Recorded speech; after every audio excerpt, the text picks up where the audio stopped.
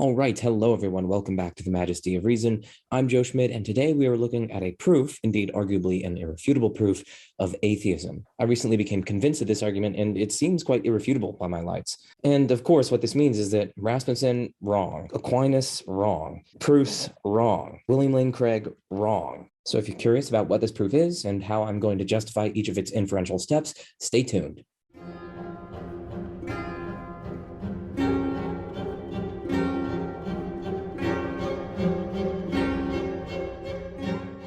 All right, so my proof is going to make use of the thesis of trivialism. According to trivialism, every claim is true. So pick any claim, that claim is true. So grass is green, that's true. Grass is blue, that's true. You don't exist, that's true. Pick any claim you want, that claim is true. That's the thesis of trivialism. Here then is the irrefutable argument for atheism making use of trivialism. Premise 1, trivialism is true. Premise 2, if trivialism is true, well then the claim that God doesn't exist is true. And if, of course, the claim that God doesn't exist is true, well, then God doesn't exist. And so conclusion 4, it follows that God doesn't exist. Premise 2 is true by definition. Trivialism is, of course, the thesis that every claim is true. And so it simply follows that the claim that God doesn't exist, it follows that that's true. So 2 is true by definition. Can't deny that. What about premise 3? Well, premise 3 is also clearly true. If the claim that God doesn't exist is true, well, then that's just to say that God doesn't exist, right? If someone says grass is green, and moreover, if what they say is true, it just follows that grass is green. This is quite clear and obvious and trivial, if you will pardon the pun. And so from those 3, it follows that God doesn't exist. And now, of course, the crucial premise is premise 1. So why the hell should we believe that? Well, the first justification for trivialism, and I admit this one is a little less convincing than the other ones, but the argument is crucially reliant on this first principle. Principle 1, for any sentence P, if I, Joe, utter P in a Žižek accent, then P is true. I think that's pretty plausible. Consider, for instance, the following demonstration. So premise 1, it seems deeply plausible, right? So if we take the capitalist ideology and we compare it to the sort of communist qua-Marxist ideology of, let's say, Lenin, right? Or Stalin or some such, we can see that the communist ideologies are far superior in terms of the flourishing that they bring to the lives of the proletariat, right? Given all of this, I, Joe, claim that every claim is true, right? That's my claim. All right, so I just uttered that every claim is true in a Žižek accident. And so from the first 2 premises, it follows that the claim that every claim is true, it follows that that claim is true. But of course, if that claim is true, well, then trivialism is true, right? Because trivialism just is that very claim. And we're saying that that claim is true. And so 5, it follows that trivialism is true. Now, of course, a lot of you guys aren't going to be convinced by this. So that's where I bring out the real guns with the next one. And before I do that, of course, I have to go get like a rag or something because I've spit all over my computer. So if you'll pardon me for 1 second. All right, we're back. We're cleaned up. My computer is no longer wet. I'm sure some of you say that quite often. But now we are on to the second reason for trivialism. And now we are bringing in the big guns. Okay, so this little symbol here, that's a delta. Okay, so we're going to let delta be the following claim. If delta is true, so this is referring to itself, right? If delta is true, well, then trivialism is true. That's what I'm just going to let delta be. I'm just stipulating that. So delta just is the claim that if delta is true, if that very claim is true, then trivialism is true. Okay, so my first premise, if delta is true, well, then it follows that if delta is true, then trivialism is true. This is obvious, right? If delta is true, well, then remember, I just defined delta as this, right? So if delta is true, well, then this right here follows. This just is delta. And so if delta is true, well, then this follows. Okay, so premise 1 is obviously true. Now, what about premise 2? Well, whenever you have a claim to the effect of if P is true, then if P is true, then Q, there's a logical rule of inference that allows you to infer that if P, then Q. You can contract the conditional. Again, this is obvious. If someone comes up to you and says, if Donald Trump is president, then if Donald Trump is president, then a male is president. That's equivalent to saying that if Donald Trump is president, then a male is president. Another way to see this is that if you take the claim that if P, then Q, you can actually derive from that if P, then Q. How do you do that? Well, suppose you have that first premise, if P, then Q.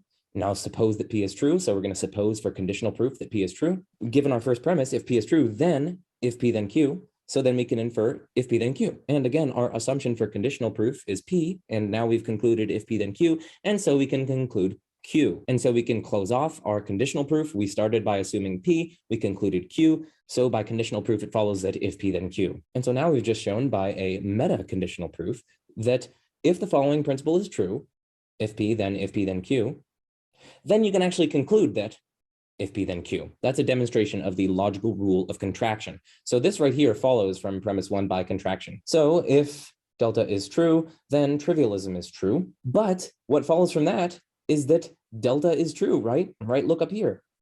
This is just identical to this, and we just concluded this, right? And so we just concluded that delta is true, right? We just showed that what delta is, we just concluded that on a line. And so we know that delta is true. And from 2 and 3, we can conclude 4. So trivialism is true, right? Because from 2, we have if delta is true, then trivialism is true. In 3, we concluded that delta is in fact true. So we have the antecedent, and so the consequent follows. Trivialism is true. All right, so that is the second reason in favor of trivialism. What about a third reason? Well, this one considers the following sentence. Let's call it liar. Okay, so liar just is the following sentence. This very sentence, this very utterance, I guess it's an utterance when I'm saying it, but this very token inscription of a sentence is not true. That's what liar is. This very sentence is not true. Okay, so premise 1, liar is either true or it's not true. That's pretty plausible, right? And notice that this is an inclusive or, so, I mean, I'm leaving open for this first premise the possibility that something might be both true and not true. But at the very least, for any given sentence or for any given proposition, but right now we're just focusing on sentences, for any given sentence, that sentence is either true or it's not the case that it is true, right? That sentence either correctly represents reality, it either corresponds to reality, or it's not the case that it correctly represents reality, or it's not the case that it corresponds to reality. Okay, so 1 is pretty obvious. Premise 2, if the liar is true, well, then it's also not true, right? That's pretty obvious, right? If liar is true, well, then what it's saying is that this very sentence is not true. So if it's true, it follows that it's not true. Moreover, premise 3, if the liar is not true, well, then it's also true, right? Because what the sentence is saying of itself, it's saying of itself that it's not true. And so if we suppose that it's not true, well, then it has in fact said something true of itself. And so it's actually true after all. So if the liar is not true, well, then it is true. The very thing that it's asserting of itself does in fact obtain. And so from those 3, it follows that liar is both true and not true, right? If it's either one or the other, and in either case, we conclude that it's both true and not true, well, then we can conclude that it's both true and not true, simpliciter. From 4, it follows 5. So liar is true, right? If you have both A and B, you can infer A. So the liar is true. And of course, from that, you can introduce a disjunction. So either liar is true or trivialism is true. Whenever you have a truth, let's say grass is green, you can go on to truthfully say, well, given that we know that grass is green, it's also true that either grass is green or I'm happy. Maybe it's true I'm happy, maybe it's false I'm happy. Whichever way, right, that disjunction is true because we know that it's true that grass is green. So long as one of the disjuncts is true, so long as one of the claims within the disjunction, within the or is true, we know that the disjunction as a whole is true. And so since we know that liar is true, we can conclude that either liar is true or trivialism is true. But from 4, it also follows that liar is not true, right? That's just the simplification also that we did right here in 5. So we know that liar is not true. But of course, from 6 and 7, it follows that trivialism is true, right?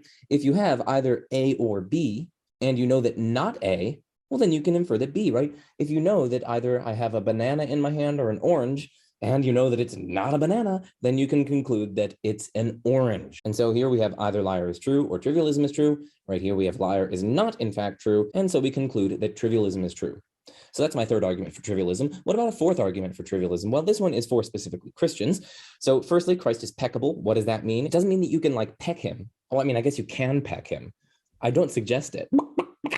I can't believe I just recorded that. But anyway, what it means is that Christ is able to sin. You're not saying that he did in fact sin, of course. You're just saying that he's able to sin. And of course, Christ is peccable, right? Because he was fully human. Part of what it is to be human is to at least be able in principle to sin, to have the capacity to sin. If you don't like this particular example, you can take some other one. Maybe you could take limited in power or limited in knowledge or limited in spatial extent. To be a human is in part to have a body. So we could say corporeal. It doesn't matter. We could use corporeal and incorporeal, limited in knowledge and unlimited in knowledge. We can use whatever predicates we like. I'm just choosing peccable because I like it. So again, Christ, one person, is peccable. Sure, Christ, one person, has two natures, but it's Christ that's peccable. We're predicating is peccable of Christ himself, not the natures. Christ is peccable precisely because Christ has a fully human nature. But the subject here, the ontological item here to which we are attaching the predicate, as it were, is Christ, that one person, that one thing. Premise 2, so it follows that either Christ is peccable or trivialism is true. Again, whenever you know that P is true, You also know that either P is true or Q is true. But premise 3, Christ is not peccable because Christ is divine. Christ is fully divine and part of God's moral perfection, essentially. He's essentially morally perfect, and so he cannot sin. He is not capable of sinning. And of course, Christ is fully divine. He has that divine nature. And so it is true of Christ that Christ is not peccable. And so trivialism is true, right? Because again, we have either A or B, not A, therefore B. So trivialism is true. All right, what about reason number 5? Well, this one is a pretty interesting argument. It's from the PSR. So first, some terminology. Something is trivial if and only if it satisfies every predicate. So a predicate is something that you can say of another thing, like is blue or is red or is such that 1 + 1 = 2. And to satisfy a predicate is for that predicate to be true of the thing. So again, something is trivial if, and this is just a definition, something is trivial if and only if it satisfies every predicate. That is, if and only if literally everything is true of it. Every claim is true of it. So it is true of it that 1 + 1 = 7. It is true of it that 1 + 1 = 2. It is true of it that I don't exist, and so on. Here then is the argument. Premise 1, if the PSR is true, well then something is trivial. Premise 2, the PSR is true. Premise 3, so something is trivial. Premise 4, if something is trivial, then trivialism is true. And so conclusion, trivialism is true. Now, premise 4 there is pretty obvious, right? A trivial entity, remember, if we're assuming that there is a trivial entity, then everything is true of it. And so, of course, it is true of it that it exists in a reality in which trivialism is true. Moreover, it is true of it that it is such that trivialism is true. And so if a trivial entity exists, it simply follows that trivialism is true. And the PSR, as I use it here, is that everything has an explanation. Everything has some reason as to why it exists or occurs or is true. Finally, something is non-trivial if and only if it's not trivial. And so it would be something that satisfies some, but not all predicates. So I'm not going to go too much into justifying premise 2 here. Part of the reason is because I'm giving an argument for atheism in this video. And so it's perfectly kosher if I appeal to principles that theists themselves are pretty cool with. Generally, we try to explain things as far as we can. And if you're walking along in the forest with your friend and you both stumble upon some kind of glowing orb there, and if your friend suggested to you that, no, this just exists inexplicably, there's literally no reason as to why it exists, why it's here, you wouldn't take your friend seriously. You might in fact think that they've gone insane somehow. Check out my contingency argument playlist if you want to look into the PSR further. We're just going to set that aside. We're going to grant premise 2 for the sake of argument. The crucial thing to see here is premise 1. If the PSR is true, then something is trivial. Why should we accept this? Well, if every object were non-trivial, well, then there would be a fact that would be unexplained. Namely, the fact of non-triviality, the fact that there are non-trivial things. That is to say, the non-triviality of non-trivial beings would be inexplicable. You can't, of course, explain why there are non-trivial things in terms of something non-trivial. That is viciously circular. That's like trying to explain why there are any apples by saying, oh, by the way, there are any apples at all, ever, because, wait for it, there's an apple. No, you've literally just presupposed the very thing you're trying to give an explanation for. You've caught yourself in a vicious circle. And so you can't explain the existence of non-trivial things by appeal to something non-trivial. You have to go outside of it and deduce something trivial. You might think, well, hey, I mean, I can explain the non-triviality of a given being, B1, by citing the existence of another non-trivial being, B2, whose non-triviality is in turn explained by the existence of another non-trivial being, B3, and so on ad infinitum. But of course, this won't work because either the infinite series of non-trivial entities as a whole is trivial, either all predicates are true of that, or only some predicates are true of it. Of course, if it's trivial, if all predicates are true of it, well, then we've gotten to something trivial. But if it's non-trivial, well, then the non-triviality of the series as a whole simply hasn't been explained. And that, of course, is absurd because non-triviality requires an explanation per the PSR. And so what follows in this case is that the series as such is trivial, in which case something is trivial and trivialism is true. And notice that we've stopped this explanatory regress in a satisfactory manner. A trivial being is not one way as opposed to some other way. There's no need to explain why only some predicates are true of it as opposed to others, right? All predicates are true of it. So for instance, it's not trivial as opposed to non-trivial because its triviality simply entails its non-triviality.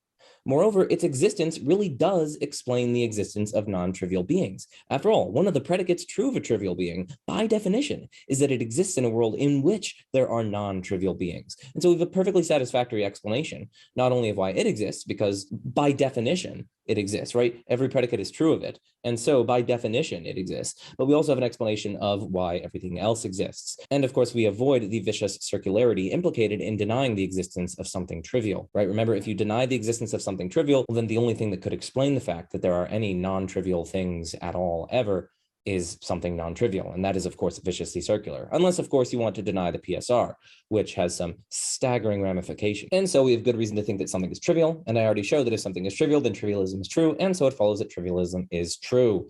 What about reason 6? Okay, so here's yet another reason favoring trivialism.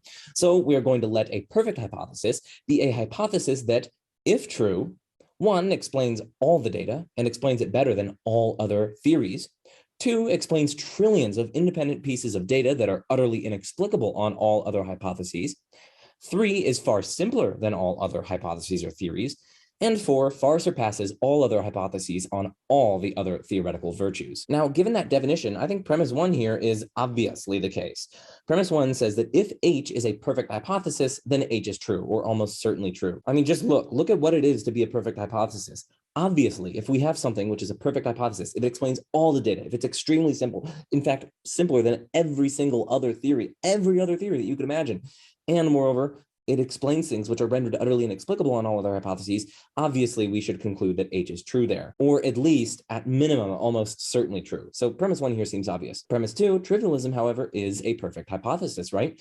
Trivialism, if true, does in fact explain all of things, because trivialism, if true, implies that literally every claim is true. And if it implies that literally every claim is true, well, then it implies that each of these 4 criteria, each of these 4 claims are satisfied. It is true that trivialism explains all the data and explains it better than all the other theories. It's true that it explains trillions of independent pieces of data, and so on and so on and so on. And so simply given the definition of trivialism, you also can't deny premise 2. And so both premise 1 and premise 2 here seem obviously true. And so it follows that trivialism is true, or almost certainly true. And right, you might think that we're just cheating by saying, oh, well, that'd be a hypothesis that, if true, explains all the data. No, that's actually how you do a hypothesis comparison, right? When you compare the hypotheses or theories of atheism and theism, for instance, you ask, if theism were true, what would we expect about reality? If theism were true, what does that entail? Or if atheism were true, what would that entail? So this is not cheating. This is standard theoretical comparison. So we have yet another argument for the truth, or at least almost certain truth, of trivialism. And so those are my 6 arguments in favor of trivialism. Now, you might, of course, be thinking here, like, come on, Joe, like, this is just stupid. Like, this is not a good argument, right? I mean, surely trivialism is false, right? I mean, I can just deny trivialism outright. And the answer is no. Trivialism is undeniable. The denial of trivialism is impossible. Literally impossible.